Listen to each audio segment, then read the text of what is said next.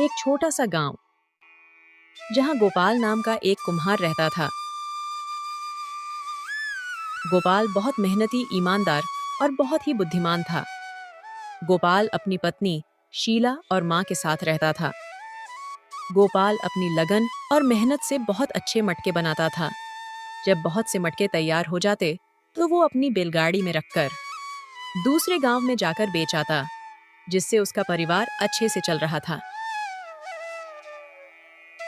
एक बार जब गोपाल ने बहुत से मटके तैयार कर लिए तो वह सुबह सुबह दूसरे गांव मटके बेचने निकल रहा था। तब अपनी पत्नी शीला से बोलता है, शीला, अब बहुत से मटके तैयार हो गए हैं। आज मैं किशनपुर गांव जा रहा हूँ। वहां मटके बेचकर शाम तक घर वापस आऊंगा। आराम से जाना और आप जल्दी वापस आ जाना। उस गांव के रास्ते में जंगल पड़ता है, इसलिए अंधेरा होने से पहले आप वापस आना। उस जंगल में जानवर और चोर लुटेरे हैं। हाँ भाग्यवान, तुम चिंता ना करो, मैं जल्दी ही वापस आ जाऊंगा। अब गोपाल अपनी बैलगाड़ी में सारे मटके रखता है और चल देता है।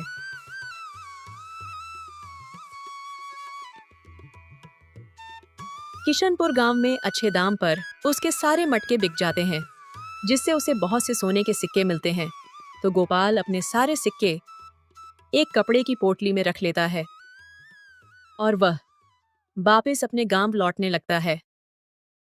उधर गांव के जंगल में अरे सरदार, लगता है आज भी हमें खाली हाथ ही जाना पड़ेगा। कितने दिन हो गए हमें, अब हमारा सारा पैसा खत्म हो गया है। देखो, आज भी कोई मालदार नहीं आया। हे भगवान, हमारी मदद कर। अरे कालू, तू अपनी बकवास बंद कर और काम पर ध्यान दे। अगर तेरे जैसे निठल्ले साथ हों तो मुसीबत आना तय है। अब सुन, पानी खत्म हो गया है। हम दोनों नदी से पानी लेने जा रहे हैं। वापसी में देर हो सकती है। ये बंदूक रख अपने पास। अगर कोई अमीर आदमी इधर से गुजरे तो सीधे उसके सिर पर बंदूक तान देना और जो कुछ भी उसके पास है सब लूट लेना। समझ गया? हाँ सरदार, आप निश्चिंत रहो, आप जाओ। इतना कहकर सरदार और उसका एक साथी नदी से पानी लेने चले जाते हैं और कालू वहीं बैठा किसी राहगीर का इंतजार करने लगा।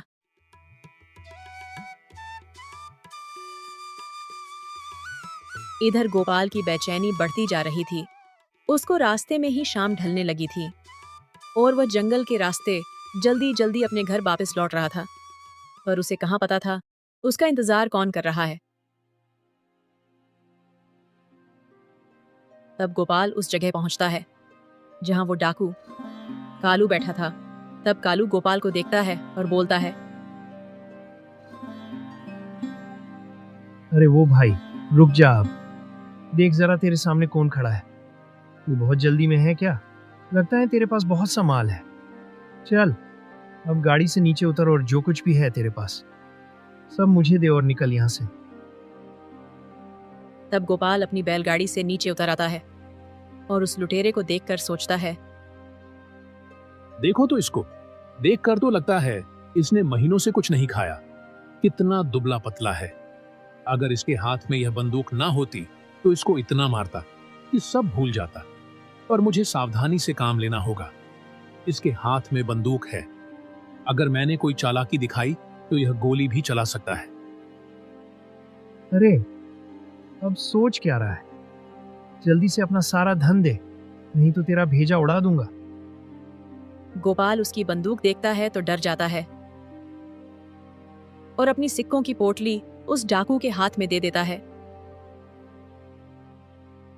अरे वाह, इसमें तो बहुत सारे सिक्के हैं। बहुत दिन बाद इतना माल मिला है, मजा ही आ गया। सरदार ये देखकर बहुत खुश होगा।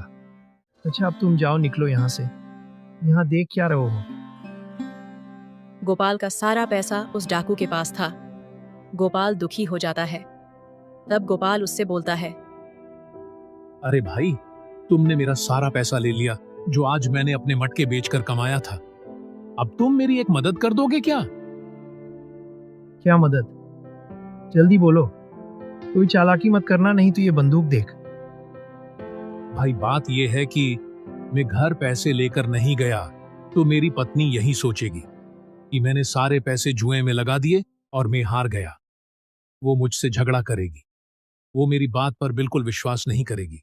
जब मैं बोलूंगा कि पैसे जंगल के डाकू ने लूट लिए, वो मुझे खाना भी नहीं देगी। तो तुम मेरा एक छोटा सा काम कर दो।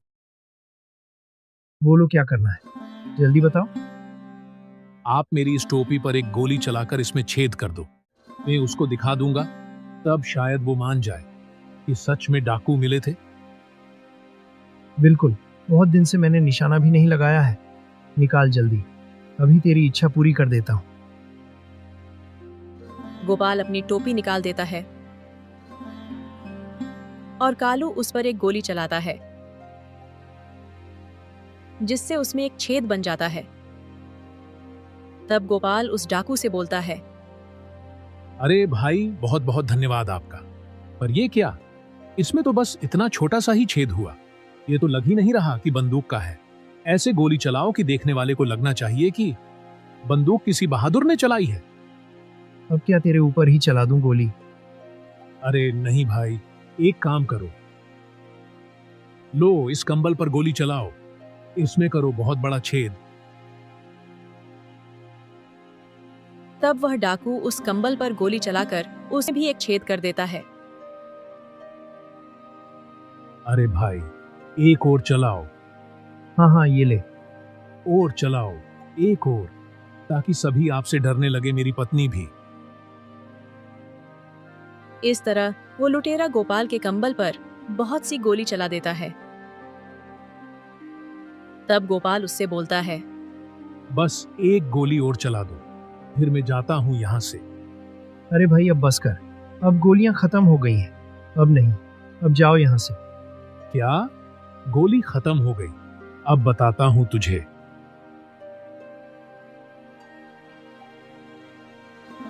गोपाल उस लुटेरे से अपना पैसा लेकर वापस आ जाता है।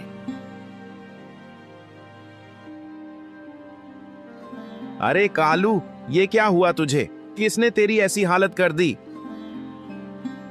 सरदार, मुझे उस कुम्हार ने तो मुझे बहुत मारा और मुझे बेवकूफ बनाकर चला गया।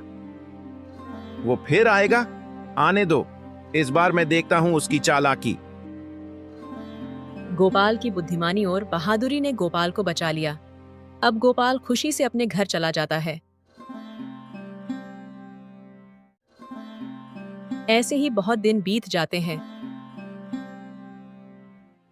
और जब गोपाल घर पर मटके तैयार कर रहा था, तब एक आदमी गोपाल के पास आता है और बोलता है,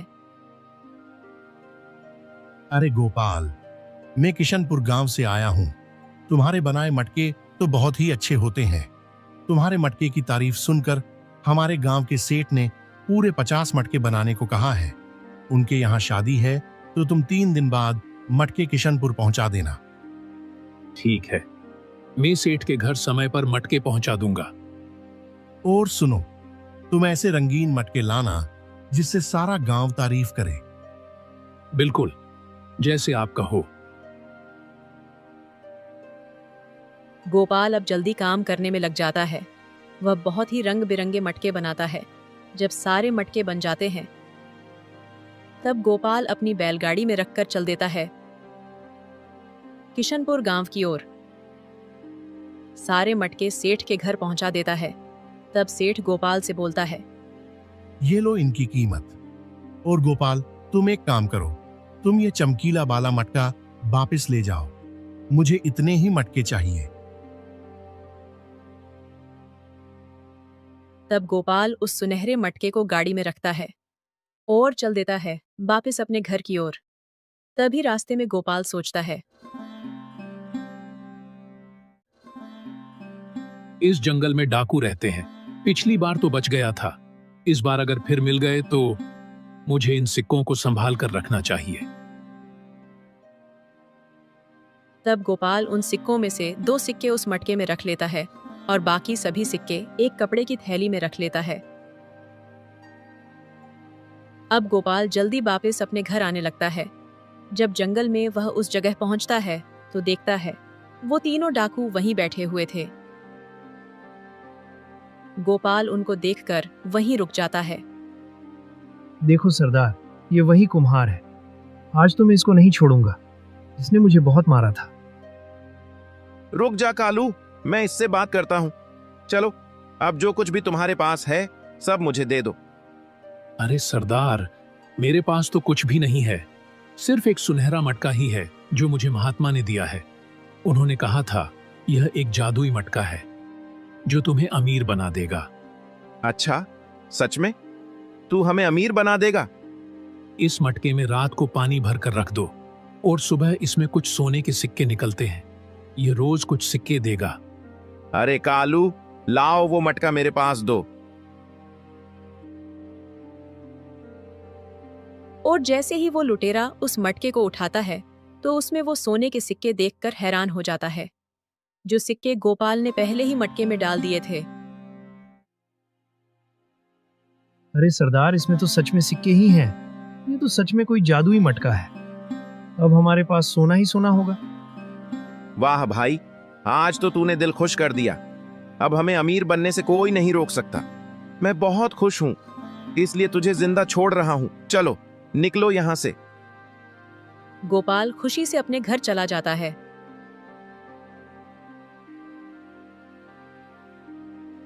डाकू उस मटके को लेकर बहुत खुश होते हैं और शाम को उसमें पानी भरकर रख देते हैं।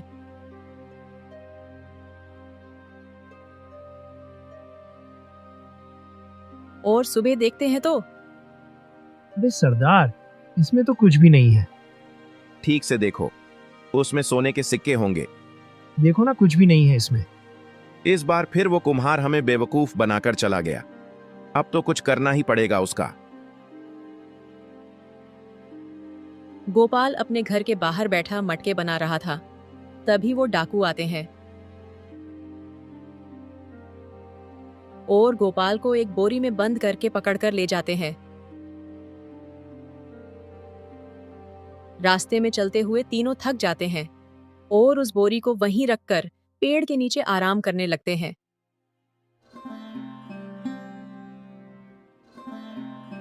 तभी वहां पर एक राहगीर निकलता है तो गोपाल बोलता है, कोई मुझे बचाओ, कोई मुझे बचाओ, मैं इस बोरी के अंदर बंद हूं। कोई मुझे बचाओ, कोई मुझे बचाओ, मैं इस बोरी के अंदर बंद हूं। गांव वाले ने गोपाल की आवाज सुनी और तुरंत बोरी खोलकर गोपाल को बाहर निकाला और हैरानी से पूछने लगा, अरे भाई, तुम इस बोरी में कैसे चले गए? गोपाल ने उसे पूरी कहानी बताई कि कैसे डाकू उसे मारने के लिए ले जा रहे थे। फिर गोपाल ने गांव वाले को एक योजना बताई। वे दोनों मिलकर बोरी में पत्थर भर देते हैं और गांव वाला वहां से भागने की तैयारी करने लगता है।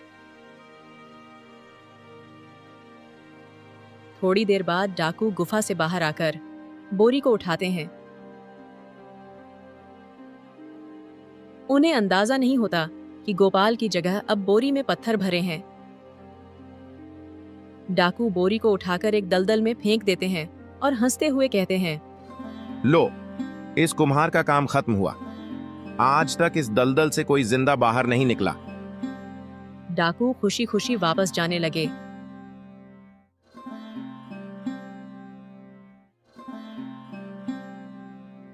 लेकिन थोड़ी दूर चलते ही उन्हें रास्ते में फिर से गोपाल मिलता है। गोपाल को देखकर वे हैरान हो जाते हैं और चिल्लाते हैं, अरे तुम्हें तो हमने दलदल में फेंक दिया था, फिर तुम यहाँ कैसे आए? अरे मालिक, आपकी वजह से मेरा जीवन बदल गया। जब मैं दलदल में डूबा तो मुझे नीचे महात्मा की गुफा मिली। वहां महात्मा तपस्या कर रहे थे। उन्होंने मुझे एक सोने का बर्तन दिया और कहा कि इस बर्तन से तुम जितने चाहो सोने के सिक्के निकाल सकते हो। यह कभी खत्म नहीं होगा। लेकिन दिक्कत यह है कि मैं तो दलदल से बाहर आ गया, पर वह बर्तन वहीं रह गया। इसलिए मैं फिर से वापस जा रहा हूं ताकि उसे बाहर निकाल सकूं। डाकू यह सुनकर लालच में आ गए।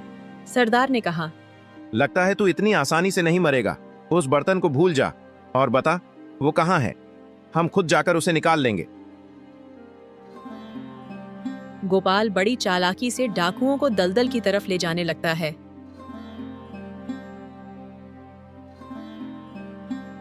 इस दलदल के बिल्कुल बीच में ही मैंने उन महात्मा से मुलाकात की थी। वहीं पर वह सोने का बर्तन भी है। लालच में अंधे सारे डाकू दलदल में कूद पड़े और कुछ ही देर में दलदल में फंस गए। वे जितना बाहर निकलने की कोशिश करते उतना ही अंदर धंसते चले गए। उसी समय गांव का वही आदमी सिपाहियों को लेकर वहां पहुंच जाता है। सरदार और बाकी सभी डाकू दलदल में फंसे हुए ही थे, इसलिए सिपाहियों ने उन्हें बड़ी आसानी से पकड़ लिया। सिपाहियों का सेनापति गोपाल के पास आता है और कहता है, वाह गोपाल वाह, तुमने अपनी बुद्धिमानी और चालाकी से इतने खतरनाक डाकुओं को आसानी से पकड़वा दिया। तुम्हारी समझदारी ने न सिर्फ तुम्हारी जान बचाई बल्कि उन डाकुओं को भी पकड़वाया जो सालों से राज्य में आतंक मचाए हुए थे। यह वही डाकू हैं जिन्होंने राज्य में बहुत सारे लोगों को लूटा था और इनके सिर पर 500 सोने के सिक्कों का इनाम रखा गया था। क्या 500 सिक्के? इससे तो मेरे जीवन भर की गरीबी दूर हो जाएगी। सेनापति गोपाल को 500 सोने के सिक्के देता है। तुम्हारी बहादुरी और होशियारी के लिए यह इनाम गोपाल, तुमने सच में कमाल कर दिखाया।